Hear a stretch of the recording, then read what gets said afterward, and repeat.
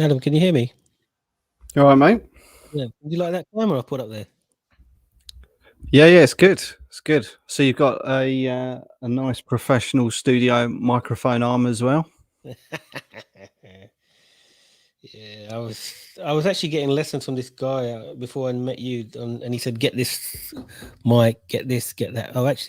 We're actually live, so I'm gonna come off this, right? Because I'll just leave it on this. Oh God, done something wrong. Hold on.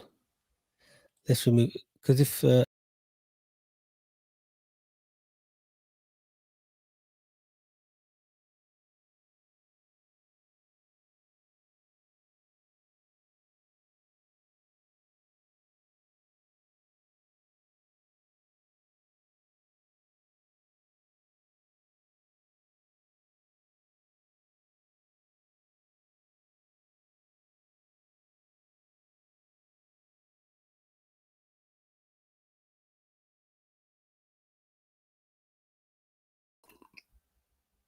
I was just saying, if I add us to the time, we're live like this at the moment. But if I just take us off, then it's just a timer. What should we do? Just leave it like this, or take us off? No, that's fine, mate. It's fine. Just leave it 5 like minutes this. of chat. Yeah, Yeah, it's all we, good. we, Is we it are just live. us We today? are yeah. No. There's a Cam. We are live at the moment. So Yeah. Cam, still how you doing? Good. How's everybody? Yeah, We're not too live bad. You on like the- that timer we Good, got on mate. that? You like that timer we got now, Cam? Yeah, it's great, excellent. Is Jam joining us or not? Yeah, Oh, he good. is. I am. Adam, did you see Cam's watch along yesterday or not? Yeah. I saw some of it. Yeah, it was pretty good. Yeah. It's very tough doing that whole thing for 90 minutes. Yeah. I can imagine it is, mate. Hello, As well Jam. as reading comments and everything like that. Yeah, especially if the comments don't come up on this screen, they come up on the YouTube, so you have to have two running together. How you feeling, Jam? You all right? I'm doing all right. How you guys doing? Yeah, not too bad. Yeah, good, buddy. Good. Like your new top, Jim. Goes with your Thank hair. you. That's the one It I does. sent It you. does. Yeah, it is. It is. That's the one I It's a sent bit dark. It's a bit dark, Jam. Why is Yeah, it dark? you did, I don't know why. Did you get the neon socks too with that? I did. I like those socks a lot. Really nice. Nice one. You got your Christmas present coming as well, Jam. Jam and What's me that? Going to England? No, To England? birthday present. Jam and me are going to be at the Arsenal game in England. We should all get together then, I Nice. think, shouldn't we? We should, Definitely. yeah. We've got allegedly we got a luxury seats with padded seats. Cam said he's going to buy everybody lunch, Adam. So you got to come for that. It sounds Nope. good, mate. It does sound good. Restaurants, yeah. And then Jam's there for a week, and we're trying to get tickets for the Chelsea game before he goes home. Yeah, that'll be Oh, amazing. okay. That'll be great. I'll be there for the North London Derby, though. Jam, Yeah. I need to say to you, please get the booster this week, please, urgently. Okay. Yeah. Because I'm worried about getting us into England. Really need it. You need to get it. Yeah, I know new protocols will be probably coming out this week too. Yeah, and we're gonna have to coming get in and out. we're gonna have to get a 24-hour PCR test and one in England. You have to quarantine 48 hours, but you won't have enough time because we're going to the game, so we're gonna have to wing it a bit. Okay. That's crazy. I mean, most of the times they just want you to sign something anyway.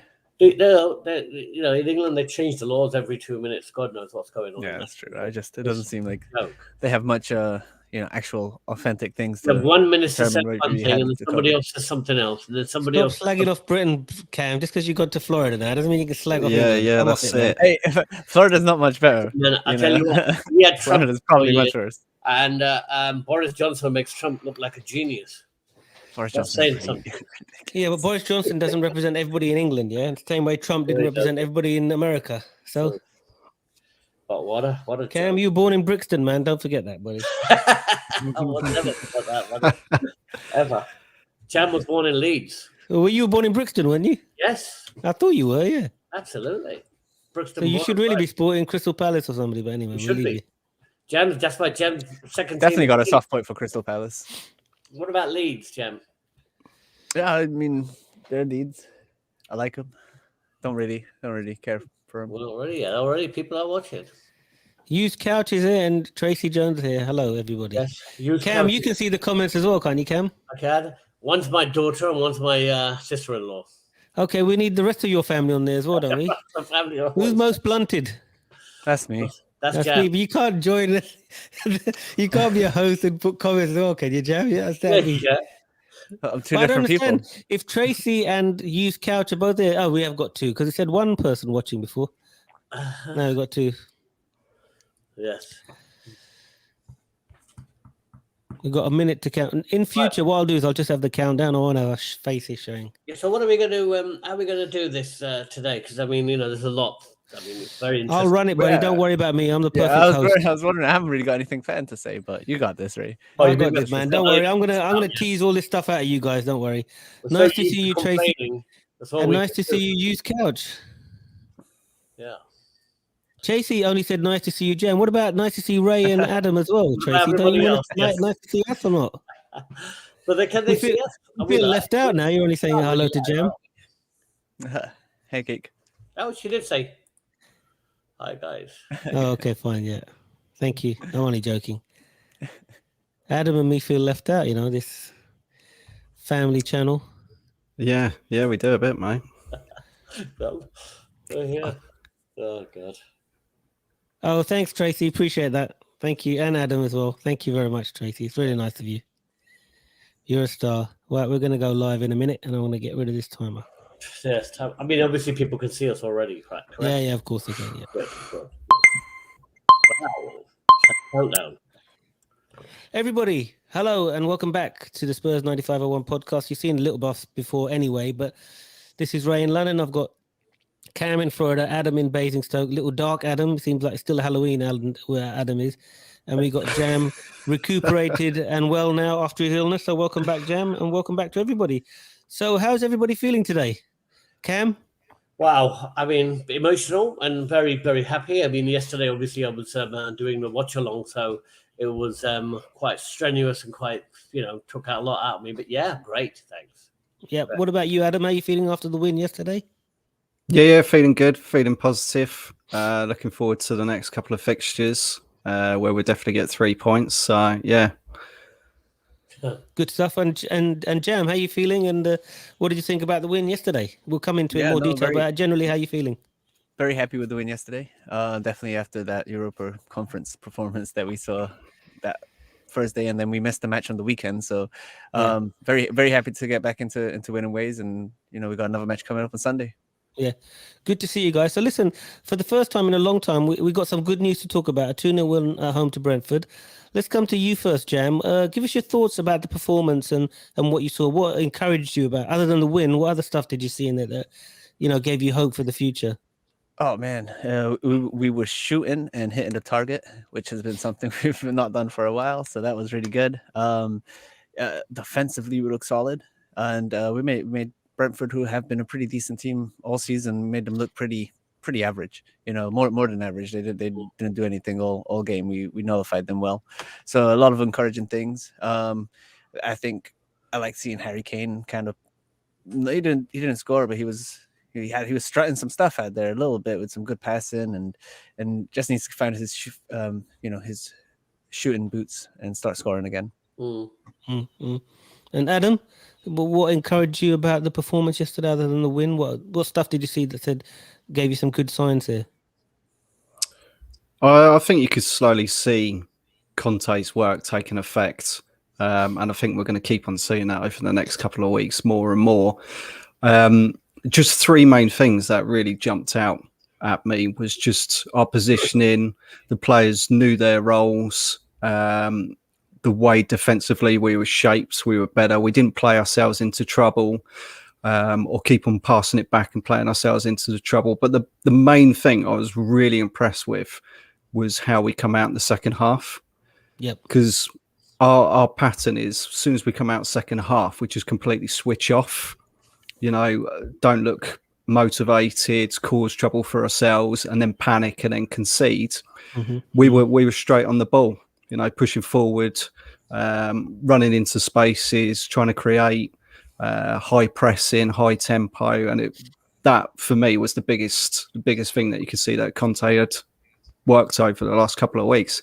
Kind of think that Burnley game getting cancelled kind of done us a favour really as well, you know, giving us more time to work on things and set pieces and stuff like that really. So yeah, really good performance. Really happy about that. Excellent. Cam, I know you were happy. I was watching the watch along, so just give us your thoughts. I'd like to echo what Jem and Adam have said, but what I want to emphasise is the first half against Leeds. You remember that first half against Leeds? Absolutely woeful, absolutely terrible. We were overrun. I mean, Leeds just came wave after wave after wave. No idea how they were overrun in midfield, overrun at the back. And I mean, you know, we conceded. We were, I think, 1-0 down by half time. And it was just, again, it looked really like the same old Spurs. I think what we expected yesterday was, again, from what we've seen of Brentford play, and Brentford are not a shabby team for a team that's just come up. You know, they've been doing pretty well. I expected them to try and overrun us again, because they must have been watching Spurs' performances over the last few games. But so it's Conte. And clearly he saw what was wrong with the team and the way that it was structured and what was playing. And as Adam said, he's made a massive change. And I thought it was incredible how we completely nullified them in midfield. Skip, I mean, was, you know, world class in that game without a doubt. And it was just they never had a chance. And I do not think that Brentford actually expected Spurs to do that. They expected to be easily to overrun us, watch us panic like we always do, and you know, get in and get ahead early on. And I never at any stage during that game thought that we were out of control. But yeah, they have a few chances. Yes, they took it, you know. Lloris had a couple of good punches, and Lloris got the ball. Yeah, but really, any real shots on target from Brentford? Nothing. And I thought that the way that he's clearly, if Conte can lift the team from what we saw against Leeds to this level a week later, I'm very excited what's going to happen in a couple of months' time, when he's really had a chance to bed in some of those players and maybe bring in some of his own players, which is what we really, really need in this team. Sure. It also shows, Ray, before I stop, is we only have one team. We have no backup. We have no bench. We have nobody. That team that he puts out there, I mean, you know, what you know is if they don't do it, there ain't nobody behind them that's going to come on and do it, because whoever came on afterwards, all right, they don't have much time, really didn't impress. Yep. Okay, Cam, that's excellent. I was just going to say, everybody, the viewers, when you come online, just give us a quick message so we can say hello to you, welcome you to the stream. That's great. So, Jam, let me come to you now. Initially, what would normally happen is we would go 1-0 up under Nuno and Mourinho and just sit back and try and defend. Do you think Conte's changing that way of playing and making us more aggressive and trying to get that second goal and a third goal? Do you think he's actually working on that? Oh, it has to have been. I mean, I think when we were talking about this with Nuno, it's like, why was this happening? Why was there a mentality issue? I mean, it's clear now that it was coached into them. It was a requirement of the style of play. It's like we're going to defend, and we counter, and we break. And even though it seems that Conte does, you know, value counterattacks, because I mean, counterattacks are so powerful in football. It's not all based around counterattack in football. You know, there was no other attack on the Nuno, on the Jose. But now when we do counterattack, like we did for the second goal and when we scored beautifully, it's pre-planned. Obviously, it was from their corner and we broke well. But throughout the whole match, we constantly attacked. We constantly picked our moments to attack too. When we noticed that, you know, a few players have lost concentration on Brentford's side. They've pushed up too high, and it was our style of play was open. I wonder if that's partly because Brentford, they didn't really try and contain us. You know, a lot of teams come and play the higher up teams, and they'll park the bus and really not play football. Brentford was still playing football. They weren't at their best, and that probably gave us a lot of opportunities to look as good as we did. So I think that's partly part of the reason. But Okay. you know, like you asked, the question was if it was coached into them about defensive football. It definitely was, because it was a different football match, and we haven't played so expansively in a while. Sure.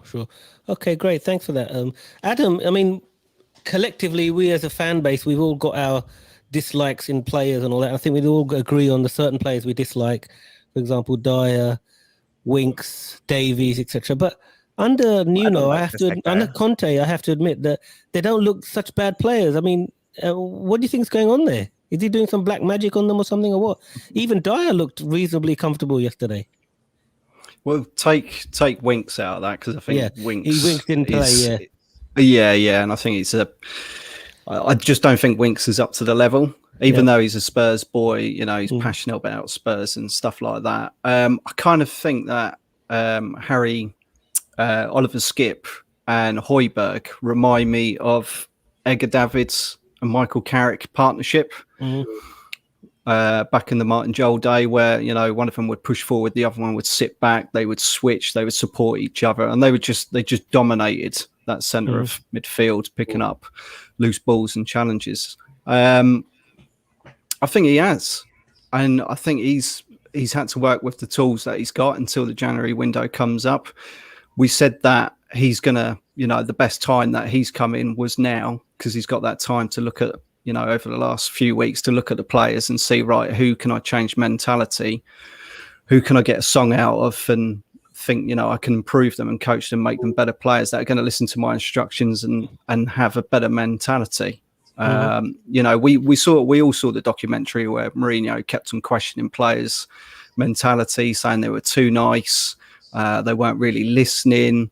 You saw the documentary where they're sitting in rooms just watching slideshows of how they played and how bad. Conte's just completely different. Everything's just worked through the training ground, and he's just fantastic. Absolutely love the guy. You see him on the touchline, and he's constantly yelling instructions to players. Getting it through so they don't switch off. They pick up the play, they stay in their position, they push forward, they support. And I think he knows now who he can trust, who he can mould, and he knows who he needs to ship out in January. What we're going to see that's going to be interesting over the next few games is, because there's so many run of games, do you constantly play your best team? Or are you going to bring in some of the rejects to try and see, right, guys, this is your last chance? And I think we will see Ali, Bergwijn, just to ease some of the others with their fitness through this run of games. But I think this is last chance. It's last chance for Ali and a few others. We keep saying last chance, but how many last chances they're going to have? Thanks, Adam. That's really insightful, that is. Cam, I mean, there's a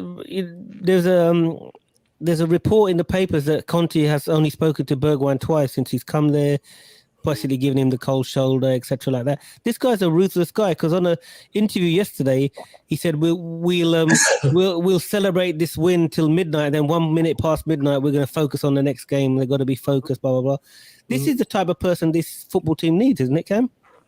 Absolutely. I mean, there's only room for one ego in this team, and that's got to be Conte's and nobody else's, because we haven't won. If all these players had won the Premier League and the Champions League, exactly, we might be saying something else. With all you think he is coming in here, they've won nothing, they've delivered nothing, and they've done nothing. But he has. So the only ego that this team is allowed and should have is his ego, and it's got to be his way or no other way. And bottom line.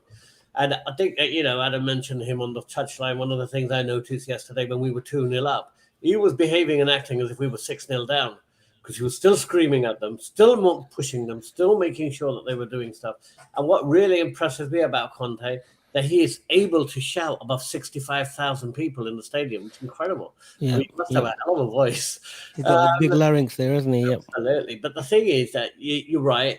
Where I do disagree with you guys very strongly is, I think that Conte's already in this time, because the kind of manager that he is, knows which players he can improve. Well, tell us who you think he can work on. He's definitely one of the best, most improved player under Conte is Ben Davies, without a shadow of a doubt.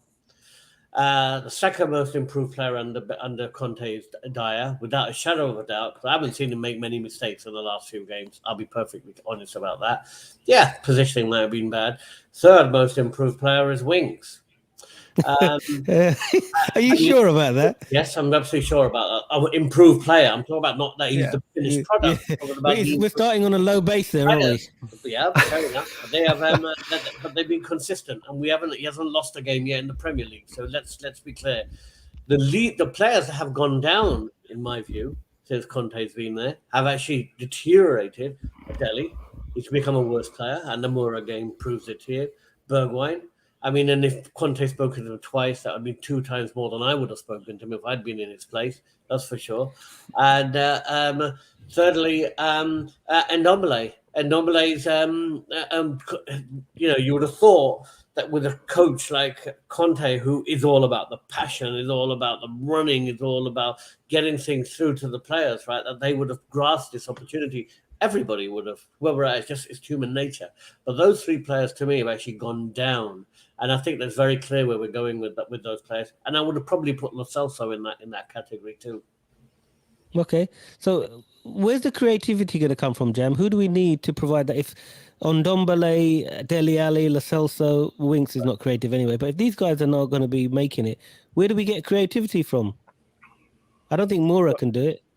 I mean, yesterday it came down to Skip is a player who could develop into doing that. I mean, we got to sign players. We've been saying this for ages. We need to sign a real central midfield player. We need a third man alongside Højbjerg and Skip, and that would just, could be all our dreams. That's what we're missing. That's what this team is missing. Apart from that, we're missing also reinforcements because, as we all know, and we've mentioned just previously, that if our starting team doesn't do anything, there's nothing coming off the bench to make a change in the game.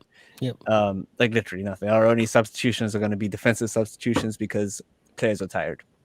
Our wing backs are going to go off, and that's going to be common. I think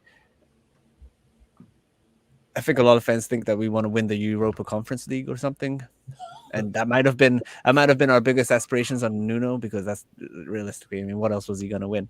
I don't think Conte's as bothered, so I think that's where all these excess players are going to get any chances. And I don't think any of them are going to prove themselves to stay on long enough. And we're going to have a lot of losses in January. As far as who we're going to bring in, I don't know. I trust whoever Conte decides is the best player to bring in. I think we have Conte. Like 100%. Okay.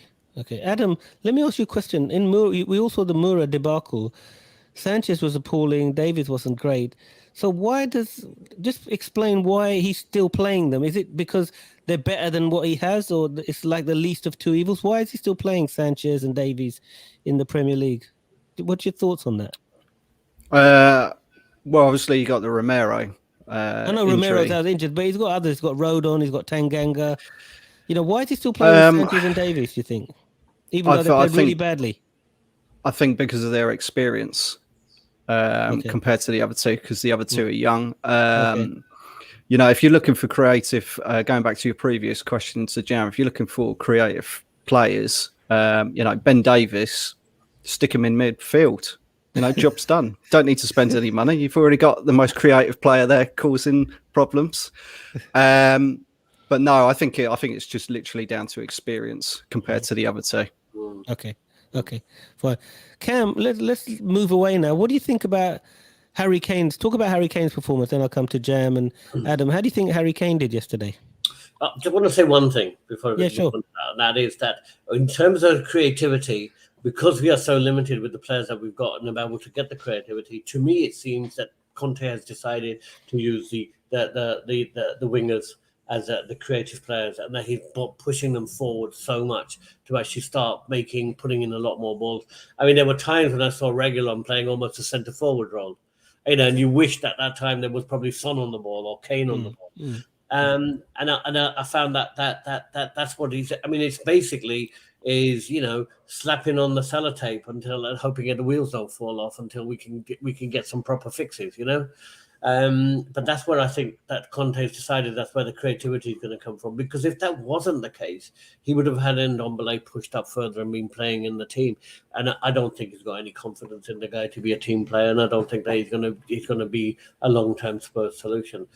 Harry Kane, interesting. Again, Jam mentioned it, I think, earlier. I mean, his dropping back and his creative play and some of that passing that he did was superb. It was sublime, and it was good to see again. It was excellent to see again. I mean, he helped create the ball to Reguilon that bought the second goal. And I mean, he was dropping back, he was spreading it. His holding has been a lot better than he has been in the past. I think the only thing missing now is the finishing, isn't it? I mean, and it's got to come. I don't think Harry Kane had a bad game yesterday. I know he got a lot of stick for missing that one-on-one with the goalkeeper, but at least he's getting one-on-ones with the goalkeeper. Where was he getting them before? The 12 games back, and that was Sorry, I Well, just want to Skip stop played you. I just want to stop you there, Cam. There was an interesting stat in the first half, I think, that he had the least touches of any of the players, including the goalkeepers. So what does that tell you? Well, that tells you that we're back to no. Harry Kane is that kind of player, and you expect that your striker can have less touches in the game because what you want him to do is put the ball in the back of the net. That hasn't happened yet, and that to me, that kind of stat would not bother me one little bit because what we need is that target guy up there who's going to start putting the ball away. Will Harry start scoring goals? My view is absolutely. Of course he will. That's what he does. Yeah, it's tough. It's tough, but he will start scoring goals. Now, we just got Hos Vaya just come on. He's a Harry Kane hater. And his view is sell Harry, get rid of Harry. Harry's the worst player we've ever had, right? Hos, I'd love to get your views on him. Hos, but it's not afternoon, it's evening, but good evening, Hos. Yeah, Adam, good evening there to where you. do you stand on the Harry Kane stuff, Adam? What did you think about his performance yesterday? A lot better. I think he's slowly coming into how he Kane out, how he used to be. But it's a difficult one because I'm in mixed motions with Kane because I love his passing. I love him when he comes in deep, collects the ball, lays it off, lays someone on. But I kind of think you're a striker, just stay up. Exactly. Just let the others do it. But there's no one else who can pass like him to set other players up, who's just got that, that final quality pass. But yeah, definitely better, much better. So I don't think it'll be long. This is all new to him, with going through a loss of form, doing it for your country and doing it in that, crappy Conference League. But yeah, this is new to him. So I think he's finding his feet, but he's got the best coach, to bring him back to how he was. So. Okay. Thanks, Adam. Jam, your thoughts on Harry Kane? I think it's been said. You said in the first half he had the least amount of touches, but he did these two beautiful passes where he spread it out one time to Romero and one time to Reguilon. That was both in the first half, so those must have been his two touches or whatever.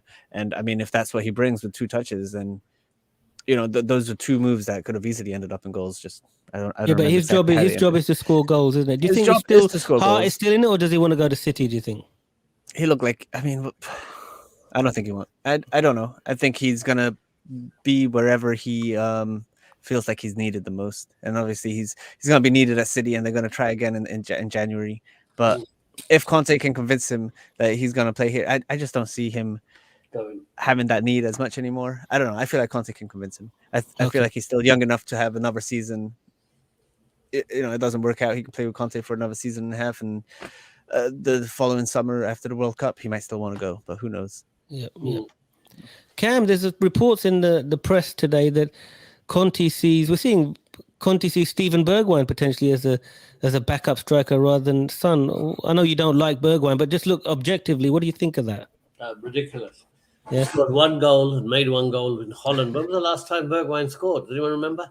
He scored for Holland last. No, when did he score for Spurs? Give me a date. Was it against Man United? It was against Man City, right? His debut. No, he scored against Villa as well, but I think maybe anyway. Yeah, exactly. That's I don't think it's. I don't think any Spurs fan would be happy with that. I think that's grasping at straws. I think that's probably a comment that he made.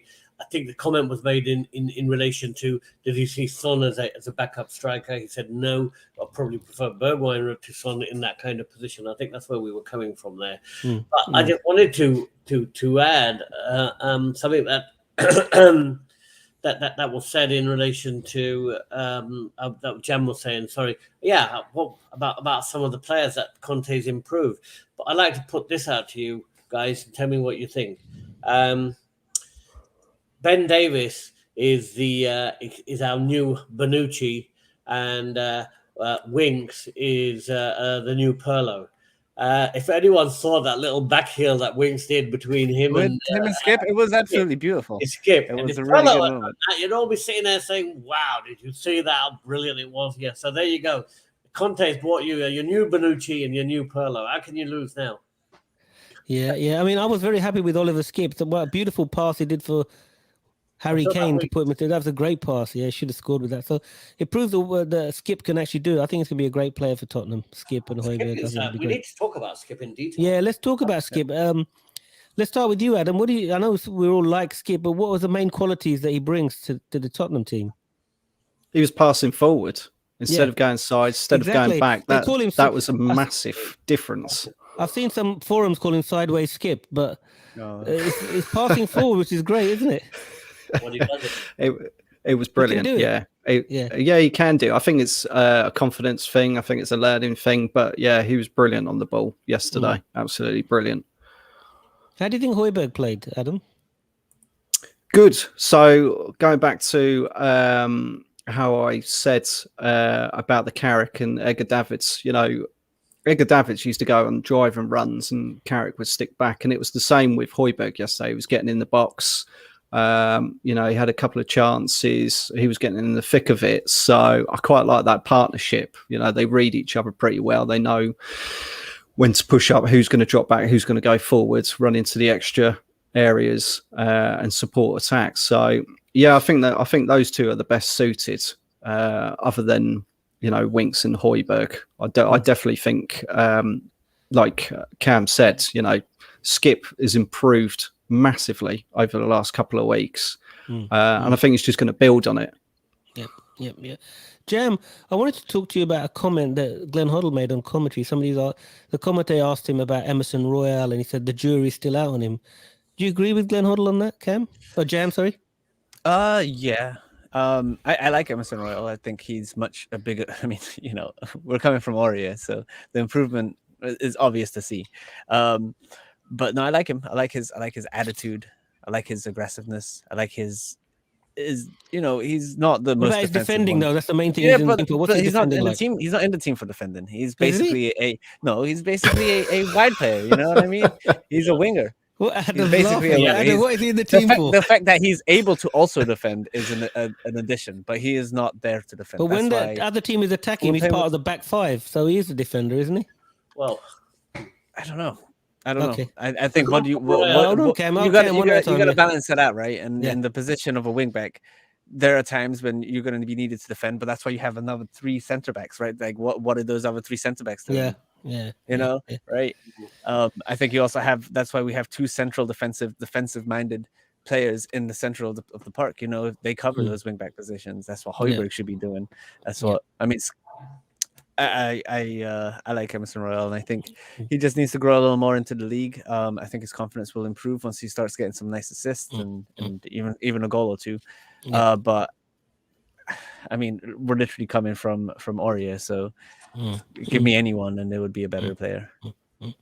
Okay. Cam, do you agree with Glenn Hoddle that the jury's still out on Emerson Royal? Absolutely. In a way, I do. I think the thing is that what hits me about Royal is that he needs to understand that he's now playing in the Premier League.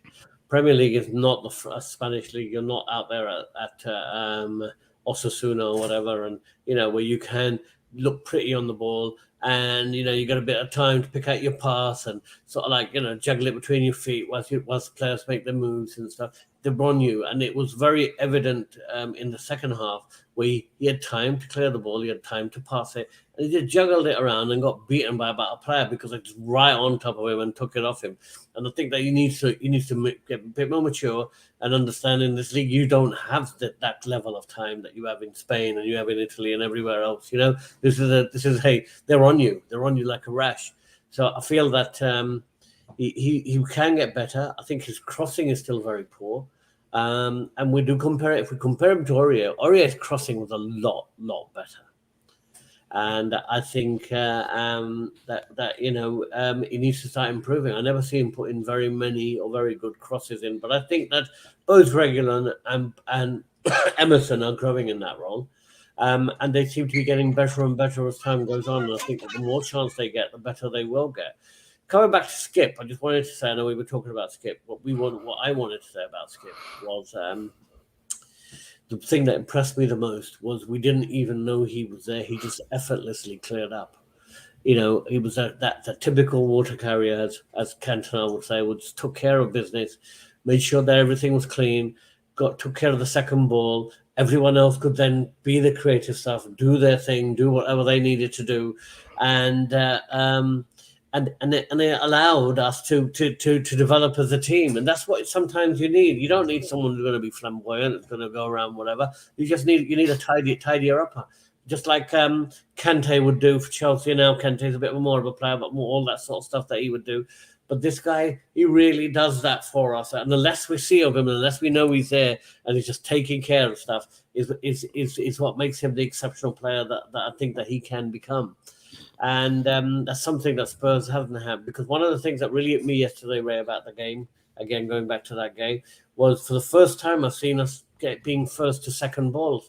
If you notice, every time we were playing against on the Mourinho team, and specifically a Nuno team, every time they attacked the second, we never got the second ball. We always lost the second ball in midfield. But this time, we always got the second ball at their end of the field and at our end of the field. And that's the first time I've seen us do that in a long, long time. Yep. Adam, how far are we away from being a team that we can actually, with this team, our first team, when we come against the good teams like Liverpool, Chelsea, etc., we're going to struggle. How far away are we from being strong enough to give these teams a good game and potentially beat them? How many players are we short of that, do you think, Adam? Really good question. If they bring in 3 world-class players, I don't think we're that far off, because I think that'll lift other players. They want to be better as well, playing against these alongside these guys. All depends on January. I definitely think 2 windows we need to shape the team to be strong enough first team and have a semi-decent bench to really push on. But that's all down to how much we can get for the rejects. What about you?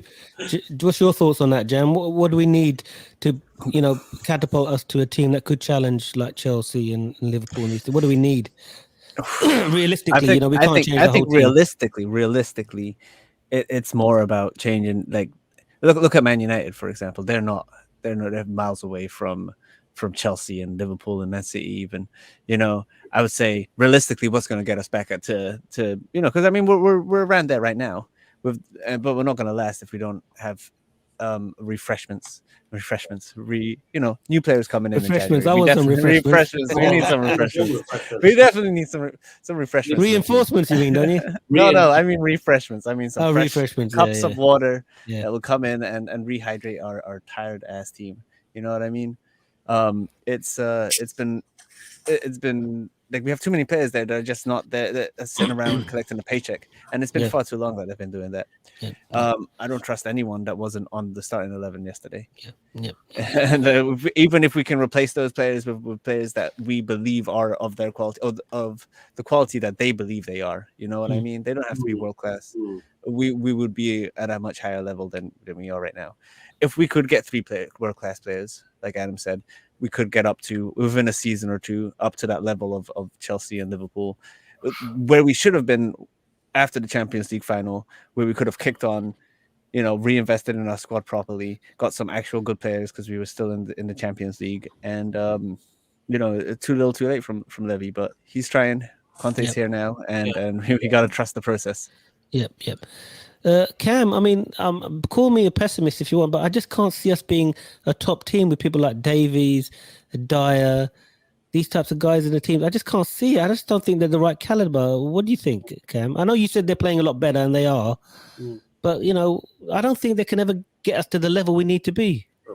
Let me just say hi to Ed in Michigan. Thanks. Hey, Ed. Hello, Ed. What about saying hi to me and Adam? Everybody's saying hi to Cam and Jam, but not to me and Adam. We feel left out, Ed. Can you say hi to us as well, please, Ed? Go ahead, Cam. Right. So what I would like to say is, can they ever get us to that level? You make a good point, a very good point. I mean, and I think the only thing that extremely frustrated Spurs fan over the last while is I really need to know who the hell's been doing the signings, because we didn't sign Grealish for 25 million, but we decided Ndombele was worth 60 million at the same time. I mean, and pulled out Bruno Fernandes. Yep. That's right. Went for the Fernandes, but got the wrong one, and ended up somebody obviously didn't know what they were doing, and they decided to get them from Gedson instead. So all the Spurs fans sitting there thinking, we're getting Fernandes, and we end up Thank with you, Marlene. we end up with bloody Gedson. Now We got the wrong Fernandez, didn't we? Yeah, the question. Yeah, I mean, I don't know. It's right for the money that we paid out for Ndombele. We could have had Grealish and we could have had Bruno Fernandes. We're having a different conversation here. So what you say is absolutely right. Why has Klopp been so successful? Because all he needs to do every year is add one very good quality player to a quality team. We haven't got that base. We need to add 20 players before we even get to that stage where we can start adding one player to a quality team. Look at Chelsea. They can go out and spend 60, 70 million, 90 million on one player to add to a quality team. Yeah, they've made their mistakes, but they've got the money. They signed Timo Werner, so I'm very happy that they did. They can go out and buy 3 more strikers and still want to get Haaland if they can get him, And we're nowhere near that stage. But I do not believe that Conte will not be looking very clearly about what he needs to do to get us there. But that level, to get us to that level, is going to be 2 or 3 seasons, unless this guy pulls out a couple of rabbits out of the hat. The only way I can see that is he puts on a shirt himself and runs out on the pitch and starts playing. Yeah. I just want to change the tack slightly, Adam. There was reports in the paper. There was a big corruption scandal at Juventus, and Fabio Paratici has been incriminated in that. They're being investigated now, Juventus, for some dodgy signings, etc., etc. Just tell us your thoughts about that. What if Dom Paratici becomes, incriminated and found guilty of wrongdoing? Does that affect his position at Tottenham, do you think?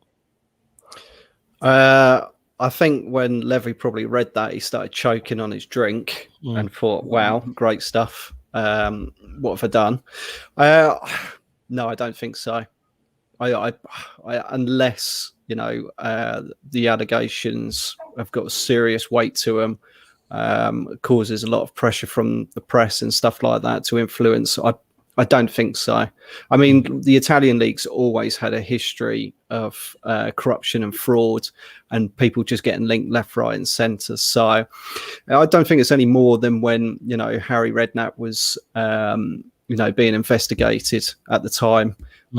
We supported him through thick and thin. I think we'd do the same. So I don't really see it affecting us. Okay, what do you think, Jam? Do you think anything that happens in Italy could affect Dom Paratici or not? I mean, it could, but I don't see anything happening. These cases always happen slow, and it probably just media nonsense, to be honest. We'll see, though. I mean, I'm sure if something does come up, we'll hear about it, and then, like I said, that process will probably be real slow. With all these legal processes take a couple of years to get to actually court. So we'll see a year or two from now if Paratici has to go to court cases and being investigated for fraudulent money and I mean, hopefully that doesn't link Tottenham in any way. Who knows? Okay, great. Cam, let me talk to you now about the fixtures we got coming up. We got Norwich at home on Sunday, then we got Rennes, then we got Brighton away, Leicester away, Liverpool at home, West Ham at home in the Carling Cup, Crystal Palace at home, Southampton away. So in terms of league matches, we've got a decent run. Liverpool's the only really difficult one there. Yeah. What realistically should we be looking at in terms of points total over the next 6 games? I think we should be looking at getting into the top 4. The other teams can drop us some points. West Ham have got off the boil. Arsenal have lost a couple of games in a row, albeit they were tough games. But, you got to win them. You have to win it. You got to do something. But for me, I think it is very important. Just to go back onto the Paratici thing. Oh, yeah. At the time when he's been accused of corruption, there's Juventus winning title after title after title. So if that's what he wants to do here and win us title after title after title and take a couple of backhanders, then I don't think too many Spurs fans would mind, would they? But the thing is, he's been implicated in the Christian Romero signing, that there were some dodgy dealings over that. So that could put that deal up. I mean, Romero's still one of our better signings, whether it was dodgy or not. He's still one of the better signings we've had. I mean, my view very clearly is that you made a point. You made a very good point about how many games can we win. I think the good thing about what for Conte when he's come in is he's going to have a good run of games which have been able to give it to him. I'm sure that Nuno would have loved to have had that run of games. Yeah, he couldn't have picked a better run of games, could he, Conte? So best for us because I think that whoever brought him in now with that run of games to be able to build up on, because, success breeds success. If we go into the Liverpool game having won 6 games in a row, I mean, Liverpool are going to be worried. Whether they like it or not, they're going to think twice. They're going to be back to, Spurs isn't a 3-point lane anymore. That's what we need to put an end to. So I think success breeds success. So this is a time for us to start winning these games, every single game, and building. I mean, what are we? We've got 1 game in hand, and we're still. We could go We could go fourth if we win that game in hand. Yeah, winning a game in hand. Yes, and it was against Burnley too, which is I mean, even Nuno beat Burnley. Yeah, that's got to say something. Yeah. So, are you more hopeful now, Adam, moving forward in terms of, places like Brighton, Leicester, Palace? We should be able to at least not lose those games. Yeah, definitely. I think we take our confidence from the win at Brentford, and we just run with it. We're slowly more and more start improving, working on our set pieces and our attacking phases and defending phases. So yeah, a lot more confident.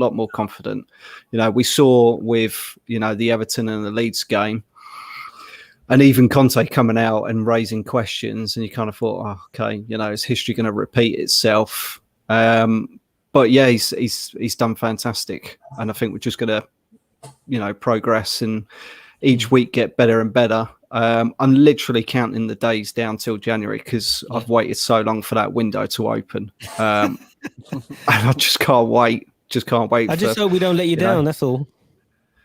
Well, I hope Levy don't let us down. I don't want to be watching transfer deadline day and, they're reporting that nothing's happening and, Dele Alli's still there training and everything. So Dele Alli's got no motivation to do anything now, don't you think so, Jam? I think he's lost it totally, hasn't he? Oh, absolutely. There's some players that have that they know that the dead man walking, and I think that is the 3 we've mentioned already: the Bergwijn, Dele, and Ndombele.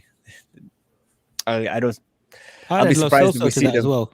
Yeah. I think Lo Celso has he been injured right since he came back from Argentina? He's always injured.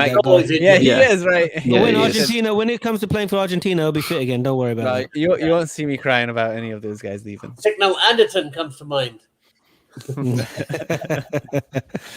Yeah. So against Norwich, Jam, do you think he's going to keep the same team? No changes. No need to change a winning team. I mean, only change might happen when someone might get shuffled in defense somewhere here or there. But other than that, same team's going to keep going. I only see the changes happening in the Conference League. Okay.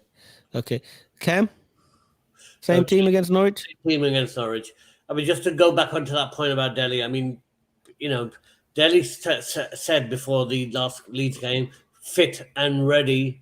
And he sure showed us what that meant against Mora, didn't he? Because I mean, the quality of football is so poor. I don't know. Adam's gone on and on about how he's lost his mojo and everything else, but there's something deeper there that you can't raise yourself for 3 managers. I think he wants to move on. I think he's had enough. Like 2 of those managers. Yeah, but maybe he's checked out. He's checked out, hasn't he? Yeah, he doesn't. We need to check him out too. And I think that Sunderland or Newcastle would be a good place for him to go to. Well, you never know. Newcastle might go through. I heard rumors about Winks going to Newcastle, but I think I can't think that Ndombele is going to be there, Adam, in January. Do you, Adam? I think he's going to go, isn't he? I'd love him to go. go. Even if he goes on loan and we just pay half his wages and they pay the other half, something like that's got to happen, hasn't it? Absolutely love him to go. And I was just thinking while you guys were talking, the Paratichi investigation. Why can't they investigate the transfers of Bergwijn and and Ndombele and stuff like that and send them back?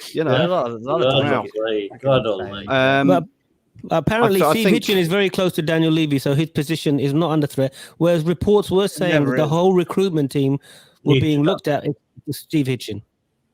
Adam? It should be. It should be because Steve Hitchen's been there a while. Paul Mitchell with Pochettino, worked their magic. Steve Hitchen, time and time again has bought poor players, or the scouts have reported poor players to him. So I'd love them to go to Conte and say, who do you think we should bring in to upgrade our scouting system? Because, a lot of clubs, like Cam said, Liverpool just go out, they scout, they know who they want, they just bring in one player, that's it, improves them. Spurs, it's like they search on eBay and try and find, who Buy wants it to come now. to Spurs. Find a cheaper Yeah, version of that. Yeah. yeah. Or send a best offer. So I definitely think we need to look at that. With Ndombele, I hope we do what we did with Oreo. If we can't, get money for him, just rip him up. I think it's going to be too expensive to do that, mate. It's just It sold will be, 250 yeah. grand a week. It's impossible. I agree. But Cam raises a good point, though. Cam raised a really good point about 3 or 4 players. If we get them off the wage list, that's like £1 million a week off the wage list, which is incredible, isn't it? Think about who we could actually recruit for that. It's amazing, wouldn't it, Cam? Absolutely. I mean, we make a very valid point about what we need to do in terms of getting the wages down, but getting the right players in and getting the situation resolved. But we're nowhere near yet to getting to that level because the problem with Spurs is very much, all I can say is we excel in mediocrity. Look at in terms of purchases, because look, I know what I call us. I call us a mirror club in that is Everton, who buy all these players, loads and loads of players, and together they all look very good, but actually individually they're not any good. And you put 9 or 6 names down on a piece of paper and say, well, no, that doesn't sound too bad. But when you actually have them out there playing, they're actually, they do nothing. And it shows that the club, like Everton, sinking like a stone. And we've been there. So we're in a situation where you've got a top chef at McDonald's, right? He's come in and you tell him, can you do something here and create some gourmet burgers, right? So our top chef here is Conte, and you're giving him McDonald's products in which to create burgers. There's only so much he can do. We might be able to put extra couple of cheese slices on your Big Mac. But until you start giving them the right tools to develop, we ain't going to go anywhere. And that's where we're at right now. Yeah. Jam, I'm talking about Everton, I mean, I've got visions. If we'd have kept Nuno, that could have been us, Oh, man, definitely. the way the Everton are spiraling. It's scary. It's a scary thought. Cam, I need to pull Cam up because he wanted Rafa at Tottenham. And this is what we could have been. So I mean, Rafa, you're right. You're right. You did want Rafa. You said you wanted Rafa at Tottenham. You said that. Listen, man, I wanted anybody but bloody Nuno, that's for sure. And I think I've been proven right in that. We all wanted Conte, but we never thought he would come. I will tell you, in 2016, when I saw Conte as the manager of Italy against Belgium, which he won, I said to my wife, who was sitting next to me, I said, that's the manager we need. The bastard's going to Chelsea. I mean, how lucky are they to have that manager going to Chelsea? Just incredible, just to watch him. The way that he did. I want to ask you, why has he come to Tottenham now? I'm going to ask all 3 of you, Cam. Start with you. Why has he actually come now then? I mean, I look at that and I think, probably lies there and is in his bed in Spurs Lodge, even though I've heard he's now moved to Central London. No, he's moved to Central London now, yeah. And thinking, why did I come? And I think that he must have seen something. I don't believe that he's come because he was desperate. He needed a job. I don't believe that. I think that Conte's the kind of manager could have managed anywhere in the world and made whatever the hell he wanted to, named his own price. I think he sees something there. I think that he must have been promised something to be to want to come to Tottenham to say that he's going to deliver on something. And I think he hedged his bet by signing an 18-month deal. Most managers want to sign a long deal because they know if they do crap, they'll get paid bigger money. Correct? He don't think that Conte's worried about that. He's more worried about the club. The fact is, though, Conte said it himself. Everything is there but the players. You've got the best stadium in the world. You've got the best training facilities in the world. You've got, you look at that place, you can't but be overwhelmed. You've got the best recruitment team in the world. Well, no, you haven't. Yeah. Sorry, Cam, I broke your best infrastructure in the world, right? And that now what we need is to build on that. And I think that would be right. And I think this is probably a very good point too. Hold on. You put it up, I put it up. Needed a challenge. I mean, you can't get more challenging than Spurs. Like we've always said, if he fails here, we're doomed.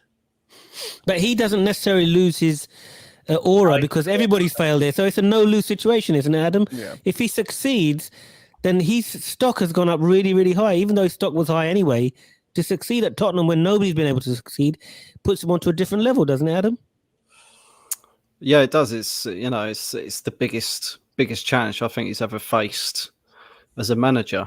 Not only have you got to bring this club back to glory to win trophies that, you know, we haven't managed to do, but you've got to change the whole mindset and get rid of the rot all in one go. And coach these, you know, these, like I said, these eBay players. So yes, massive, absolutely massive challenge. And I think he'll love it, he'll thrive off it. You know, the adrenaline, the rush of it, you know, imagine lifting the cup. Levy's eyes will just light up dollar signs as well. So he'll be loving it and high-fiving everyone and saying how great he made the right decision and stuff like that. So, and if he fails, you know, it's who else can do it at Spurs? Exactly. But I don't think it would affect him, you know, his reputation of getting another job. Still won 5 titles in 7 seasons. It doesn't affect him. Yeah, definitely. Done that, definitely. Yeah. I mean, I in terms of what I think he came for 2 things. Firstly, the challenge, because everybody says you can't do anything at Tottenham, so he sees that as a challenge. He loves challenges. Obviously, it's the money. 20 million a year is not short change, is it? It's good money. So it's a couple of things. And the third thing I think is he wants to prove he's a better manager than Mourinho. He doesn't get on with Mourinho. They don't like each other. They had that spat on the touchline. He could actually come back and say, I did this at Tottenham. Mourinho couldn't do anything. What do you think, Jam? Yeah, no, I think those are 3 points I was going to make. Maybe apart from that, adding in, you know, he has a relationship with Paratichi and already know each other. You know, working with your mate is always good, but it's obviously the money. It's obviously the challenge that he said it a few times himself. This is his biggest challenge, and I think that his challenge isn't to win something at Tottenham because, you know, we've all wanted that for a long time, and we haven't got that yet. I think if he can even get us back to a level of having a competitive team, yeah. I think that's an achievement in itself, especially from where Nuno took us. It got dark there. So yeah, definitely the challenge to show that he can make this team successful. And I think personally, he knows he wants to win something with this team, who basically a bunch of rejects walking around who have never won anything. He's like, I'll take these guys under my wing if you give me, you know, $250,000 a week. That's fine with me. Yeah. Cam, do you think if we ship out some of this really deadwood team that we can actually, is that really the real root cause problem? We got players in there that don't care. If we ship them out, will we actually start doing a lot better, Cam? I want to ask, I think we will, but I'm going to ask Adam, you can answer this question after I finish my tribe. You give your answer first, and then you can ask Adam. I'll ask the questions there, not you. Better. I mean, you know, we'll definitely do better. I don't think anybody can do. There's certain players at Spurs that will never, that will actually drag the team down. And what we were seeing was that we were playing with lead boots on with some of these players, and that was never going to change. So I think that there's no way that it could continue. And I think that this is a real big statement again from the club and everybody else, bringing somebody in that we needed to absolutely transform the place. I think that in relation to we've mentioned a lot of the players. There's a lot of other deadwood around that we haven't mentioned. I mean, there's a news article just popped up right now, which is Conte sees Rodon as a backup to Eric Dyer. So we wonder what happened to Rodon. Is he ever going to play again? I think that Tanganga was the only substitute that came on that I was happy with. That looked pretty good and pretty solid. What's going to happen to Brian Gill? What's going to happen to Mate Sarr when he comes? I mean, is he another one of those players that is not delivering? I mean, I've heard such good things about him, but he's more of a defensive-minded midfielder from what I've heard. So it'll be interesting to see what happens. But unless we clear out that midfield, we are going to. There's no room in there. It's choking. The mediocrity in midfield is choking the club. And that needs to be cleared out. I mean, Levy is definitely going to say you're going to have to clear that wage bill before you start recruiting new players. So he's going to have to get rid of people. I think that Levy has made it very clear that, you know, Conte wouldn't have come unless he was given some assurances. Then what I wanted to ask Adam was, you're going on about how Levy would see the dollar signs, everything else. You've seen how Conte reacts when he wins a game? He goes around and kisses every player on the head. Do you think he runs up to the executive box and plants on Levy's head too? I hope so. And I hope he rubs it as well. You know, got a little shine on there. Adam, you look like you're in a police interview room. But anyway, carry on. Yeah, I'm doing a stretch. Yeah. Going back to Cam's point, is Adam from his cell in Basingstoke? Sorry, I wanted to ask you guys, just on Ndombele before we finish with him. Did you feel how I felt in that Amazon documentary where Daniel Levy called him in and sat him down and was just basically pleading with him and sort of begging him to give Spurs another chance? I was just embarrassed by that. It was just cringeworthy to me. You know, a top signing who you've defended so much in the press, and you're asking him to give Spurs one more chance. I was just absolutely shocked by that. Can I don't answer know that how question? you lot felt. Let me go answer for that. it. So basically, Daniel Levy doesn't give a damn about Tonga and Ndombele. Ndombele is an asset for Levy, £60 million asset that if he doesn't do well or flops, is going to go down in price, and that's all he's worried about. So he wants him to play well, not for Tottenham, but so he can keep his asset live and kicking. Don't forget, he's only 23, 24, isn't he? So he's going to have sell-on value.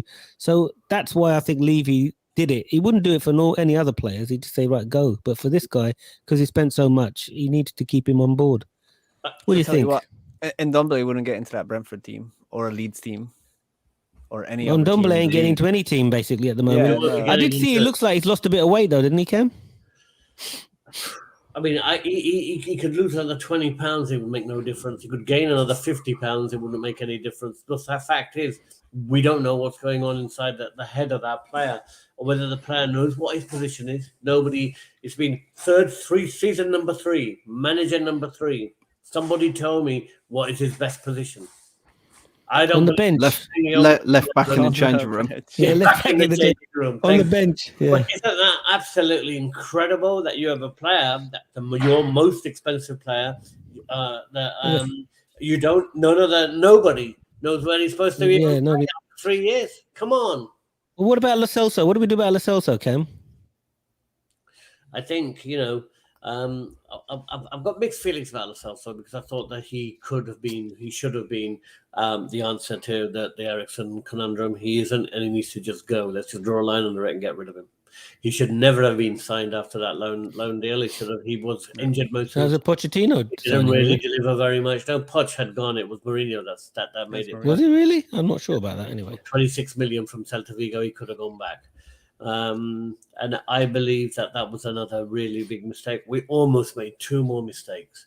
One was Carlos Vinicius, and the other one was Gedson Fernandez. At least we didn't sign those on a permanent basis and let them go. Yeah. Did you not rate Vinicius then? Not really. I mean, not as a title challenger, not as somebody that was going to deliver what we need under Conte. I don't believe. No, but as like a squad player for sort of like backup for Kane. If we are going to go for somebody that's going to take us somewhere, then we wanted someone like a Jota type player, not a Vinicius type player, personally. Yeah. Jam, what do you think of Lo Celso? Should we just cut our losses with him? Oh, yeah. He needs to be gone. And I'm like thinking back, it's like it goes even further back. Remember Nkudu and Ninja? That's true. Just, I mean, like, what is this recruitment problem? What is this recruitment policy? This is insane. Even he's won a title at Fenerbahce, somebody told me, but anyway. Has he now? That's amazing.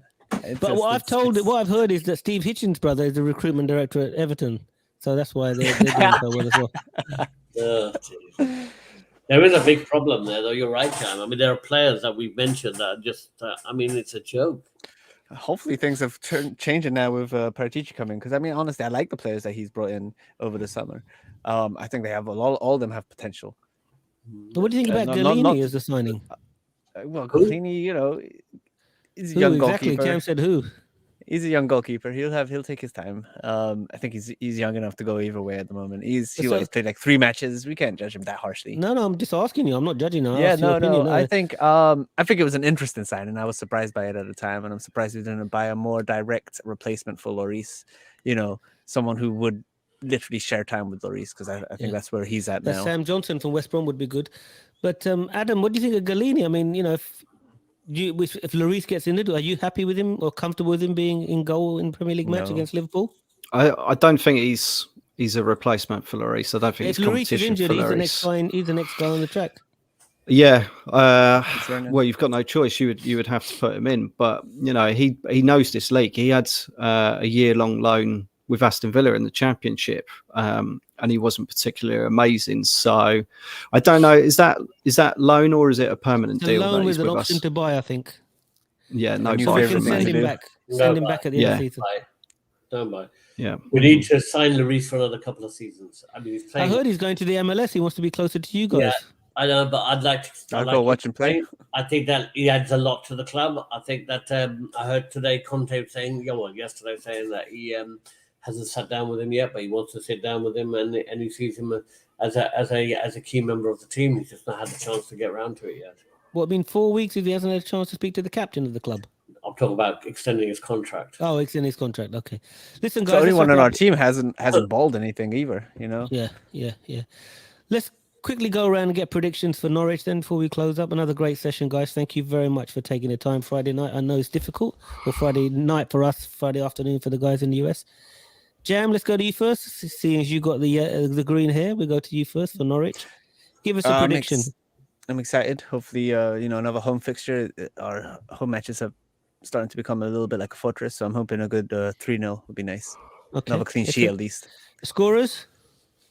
Scorers? I want to see Harry Kane, man. I want to see Harry Kane score. I don't care who else scores. Just I wouldn't be alive when Harry Kane scores his next goal, but what do you think? Let's go for 2 for Harry and 1 for Sonny. Okay. Adam, what's the prediction for the Norwich game?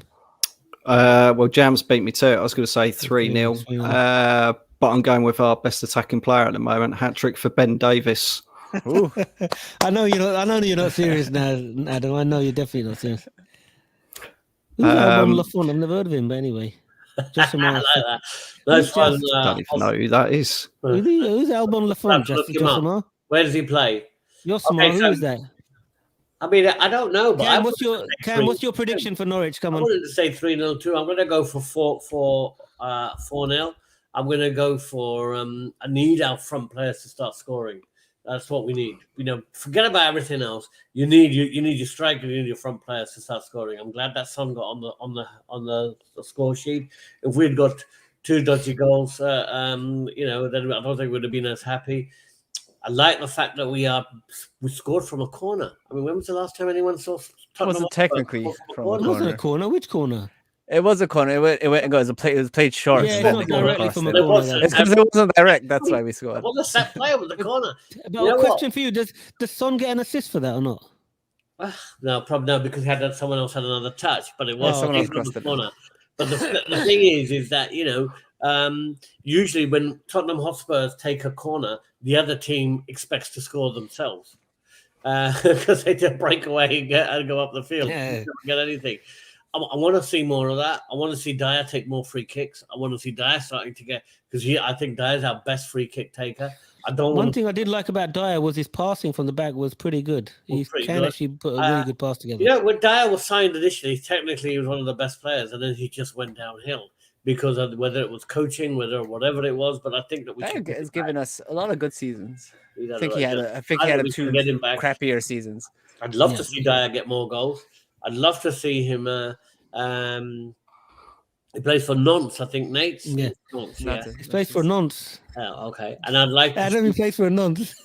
I think that I know that Hodge himself was a bit of a goalkeeper, so that's what he's played. I think Sam Johnson from West Brom would be a good shout on that one. But I want to come to my prediction. I think it's going to be 3-1. I think Pookie's going to score for Norwich, and I think Ben Davis is going to get hat-trick.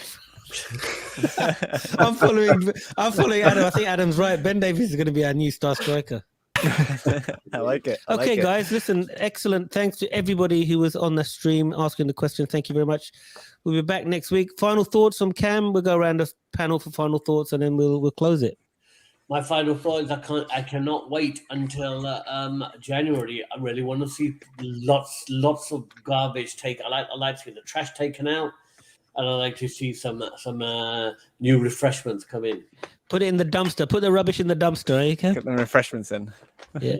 What about you, Adam? Closing thoughts before we close up? Adam? We're just gonna smash it. You just can't wait for January the 1st, can you? No, I can't. Yeah. But Cam stole that line, so I can't use that. Good. And Jam, final thoughts?